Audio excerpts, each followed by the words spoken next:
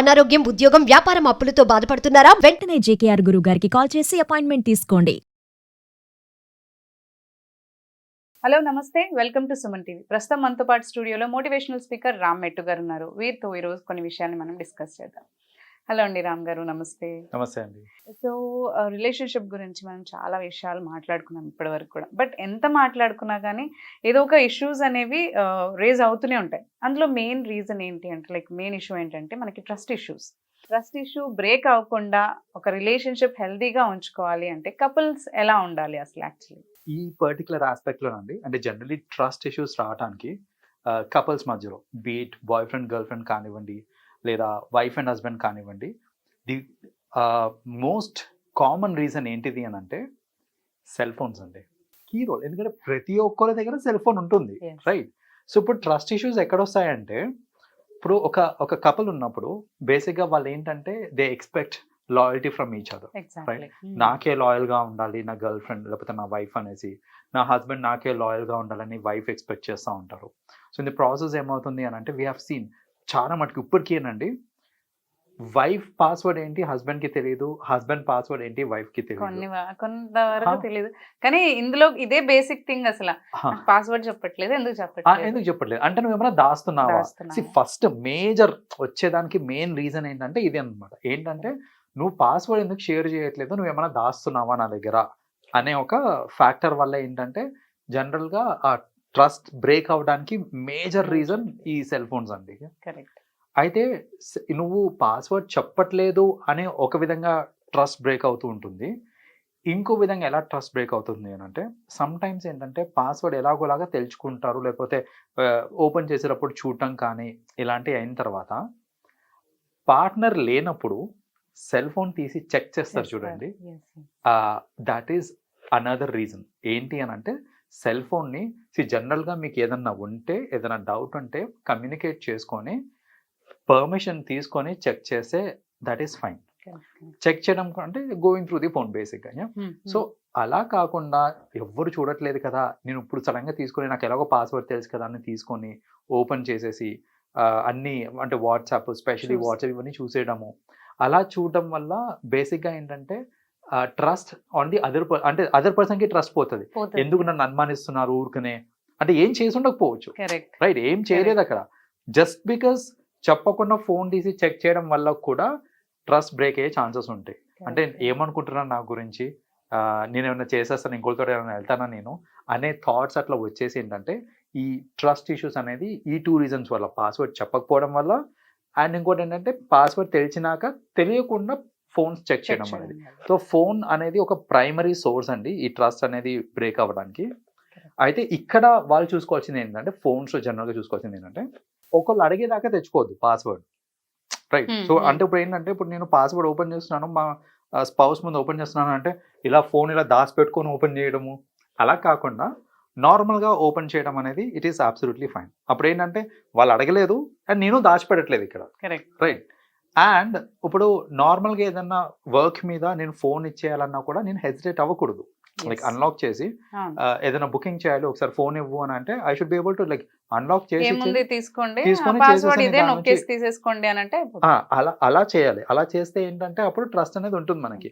అలా కాకుండా ఏం పని చెప్పు నేను చేసేస్తా అని చెప్పడము, లేకపోతే ఇంకేదైనా డివైస్ నుంచి తీసుకొని నా డివైస్ ఇవ్వకపోవడము, ఇలాంటివి చేయటం వల్ల ఏంటంటే ఆ ఇష్యూస్ రావటం అనేది ఉంటుంది. ఒకవేళ నిజంగా ఫోన్ నాకు అవసరము ఇవ్వలేను అన్నప్పుడు ఎక్స్ప్లెయిన్, లైక్ ఇప్పుడు నాకు ఒక కాల్ వస్తుంది, లేకపోతే నాకు ఒక ఇంటర్వ్యూ షెడ్యూల్ అయి ఉంది, సో ఆ ప్రాసెస్ మధ్యలో ఆగిపోతుంది, ఇంకో డివైస్ తీసుకో అనేసి. సో అట్లా రీజన్ ఇచ్చి మీరు డినై చేస్తే అది ఓకే. అలా కాకుండా రీజన్ ఏం చెప్పకుండా నువ్వు వేరే దాన్ని తీసుకున్న ఫోన్ ఇయ్యను అలా చెప్పారనుకోండి, మళ్ళీ ఆ ట్రస్ట్ అనేది బ్రేక్ అయ్యేదానికి ఛాన్సెస్ ఉంటాయి అన్నమాట.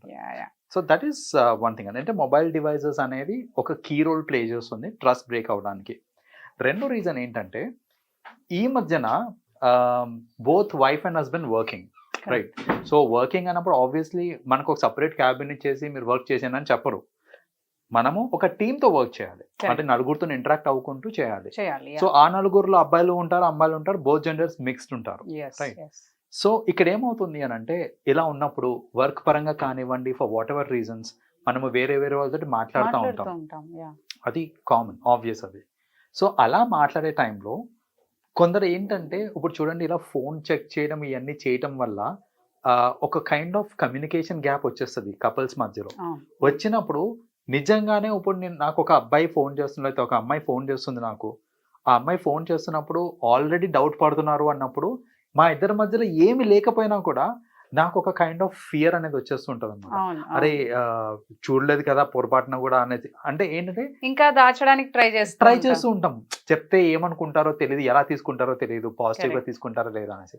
సో ఇన్ అ వే చెప్పాలంటే ఇలాంటి డౌటింగ్ స్టార్ట్ అయినప్పుడు కమ్యూనికేషన్ గ్యాప్ కూడా పెరిగిపోతుంది వీళ్ళ మధ్యలో, ఇది మన కపుల్స్ మధ్యలో.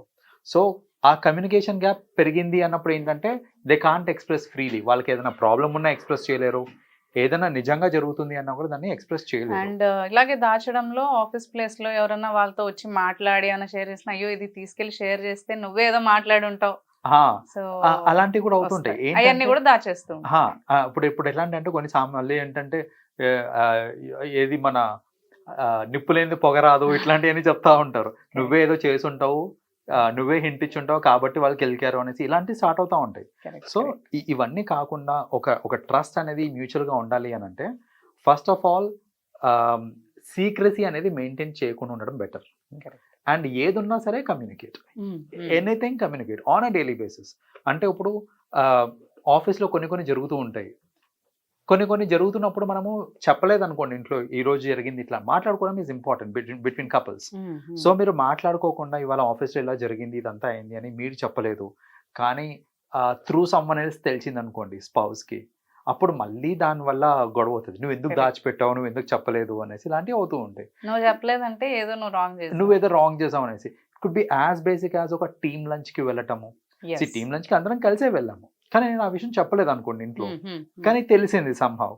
తెలిసినప్పుడు నువ్వు ఇందులో ఏముంది జస్ట్ టీమ్ లంచే కదా నేను అంటాను, అనుకుంటారు. మరి టీమ్ లంచే కదా ఎందుకు చెప్పలేదని అక్కడి నుంచి అంటారు. Yes, సో ఇలా ఏంటంటే ఇష్యూస్ అన్ని వస్తుంటాయి కాబట్టి ఫస్ట్ ఆఫ్ ఆల్ సీక్రసీ అనేది మెయింటైన్ చేయకుండా ఉండాలి. On a daily basis communicate చేసుకోండి, trust each other that and you have to express the trust as well. Like ఇప్పుడు సపోజ్ అలాంటిది ఏదైనా అయింది అంటే కూడా, అలాంటి ఇష్యూ అని అయినా కూడా సరే నువ్వు మర్చిపోయి ఉంటావులే, ఐ ట్రస్ట్ యూ అని రియాక్ట్ అవ్వడం వేరు, నువ్వు ఎందుకు చెప్పలేదు ఇట్లా చెప్పడం వేరు. చెప్పలేదంటే నువ్వు ఏదో ఏదో చేసావు అనటం వేరు. యాంటీగా రియాక్ట్ అవ్వడం వేరు. సో అలా రియాక్ట్ అయినప్పుడు ఏంటంటే ఆ గ్యాప్ ఇంకా అనేది ఇంకా పెరిగిపోతుంది. ఇంక్రీజ్ అవుతుంది. అలా కాకుండా ఎందుకు చెప్పలేదు అని అంటే నేను మర్చిపోయాను అన్నారు అనుకోండి, oh that's okay, I understand అనేసి మీరు వదిలేసారు అనుకోండి, అవతల కూడా అనిపిస్తుంది అరే ఇంత మంచి పార్ట్నర్కి నేను తప్పు చేయకూడదు అనేసి ఒక ఫీల్ వాళ్ళకు కూడా వస్తుంది. సో అలా ఏంటంటే ఫస్ట్ ఆఫ్ ఆల్ సీక్రెసీస్ మెయింటైన్ చేయకుండా మంచి కమ్యూనికేషన్ చూసుకుంటే ఈ ట్రస్ట్ ఇష్యూస్ రావు. ఏ రిలేషన్షిప్లో అన్నా, అది ఫ్రెండ్షిప్ కానివ్వండి, wife husband, boyfriend, girlfriend, ఎక్కడన్నా సరే మనకి ట్రస్ట్ ఇష్యూస్ వచ్చినాయి అని అంటే you can never be happy in life అండి. సో ఆ హ్యాపీనెస్ అనేది రూయిన్ అయిపోతుంది. అది ఎప్పుడు కంటిన్యూ అవుతూ ఉంటుంది. ఆపోజిట్ పర్సన్ కి కూడా, అంటే ఈ ఎవరైతే అనుమానిస్తున్నారో ఆయనకి మైండ్ ఫుల్ ఎప్పుడు అదే రన్ అవుతుంది. ఎక్కడన్నా ఉంది అంటే ఎవరితో ఉందో ఏంటో అలాగే రన్ అవుతూ ఉంటుంది. అండ్ ఆ విషయం ఎదుటి వాళ్ళని అడుగుతూ ఉంటే పద్దాక అతను ఇరిటేట్ అవుతుంది. ఎగ్జాక్ట్లీ. ఇప్పుడు చూడండి there are certain ways to know also. ఇప్పుడు ఏంటంటే సపోజ్ నేను బయటికి వెళ్తున్నాను, ఎక్కడికి వెళ్తున్నావు అని అంటే నా ఫ్రెండ్ తోటి బయటికి వెళ్తున్నాను అని, ఇప్పుడు మామూలుగా జనరల్గా ఇంగ్లీష్లో మాట్లాడేటప్పుడు I went out with a friend అని చెప్పాను అనుకోండి, I went out with a friend అనడం వేరు, I went out with my friend అనడం వేరు. ఇప్పుడు నేను మై ఫ్రెండ్ అన్నాను అని అంటే పర్సనలైజ్ చేసుకుంటున్నాను, నిజం చెప్పినట్టే అవుతుంది. I went out with a friend అన్నాను అని అంటే అక్కడ అనుమానించాల్సి వస్తుంది, ఎవరు అనేసి ఇది వస్తుంది మనకి. సో ఏదైనా సరే క్లియర్ కట్ కమ్యూనికేషన్ కూడా ఇంపార్టెంట్ మనకి. సో ఎవరితో ఏంటి అనేది పర్ఫెక్ట్గా కమ్యూనికేట్ చేసుకుంటే ఇలాంటి ఇష్యూస్ ఉండవు. అండ్ ఏదున్నా సరే కూర్చొని మాట్లాడుకోండి. అనుమానం రావచ్చు, సహజం అది. సో ఇక్కడ అనుమానం రావటంలో కూడా చాలా మంది నెగిటివ్ తీసుకుంటారు, ఎందుకు అనుమానిస్తున్నారు ఏంటి అనేసి. బట్ అర్థం చేసుకోవాల్సింది ఏంటిది అని అంటే it is somewhere out of love, out of affection. ఇప్పుడు నువ్వు ఎవరితో పోతే నాకేందని వదిలేయట్లేదు కదా. ఇప్పుడు నువ్వు నాకు సంబంధించిన మనిషి అనే ఫీల్ ఉంది కాబట్టి, నువ్వంటే నాకు ఇష్టం అనే ఫీల్ ఉంది కాబట్టే ఆ ఇష్టం నుంచి వచ్చిన అనుమానమే అది. కాబట్టి అలాంటి బేసిక్ అనుమానాలు ఏదైనా వచ్చినా కూడా దాన్ని అపార్థం చేసుకొని అక్కడికక్కడ మనము రిలేషన్ బ్రేక్ చేసుకోవడం ఇవన్నీ చేయడం కరెక్ట్ కాదు. మనం కూడా అర్థం చేసుకోవాలి, మన కోసమే కదా వాళ్ళు తాపత్రయపడేది అనేసి. అది అర్థం చేసుకున్నారనుకోండి, అప్పుడు కమ్యూనికేషన్ అనేది కరెక్ట్ గా ఉంటుంది, రిలేషన్స్ అనేది బ్రేక్ అవ్వదు. ట్రాన్స్పరెన్సీ మెయింటైన్ చేస్తే బాగుంటుంది అంటారు. అబ్సల్యూట్లీ. థ్యాంక్ యూ రామ్ గారు ఫర్ షేరింగ్ ఇన్ఫర్మేషన్.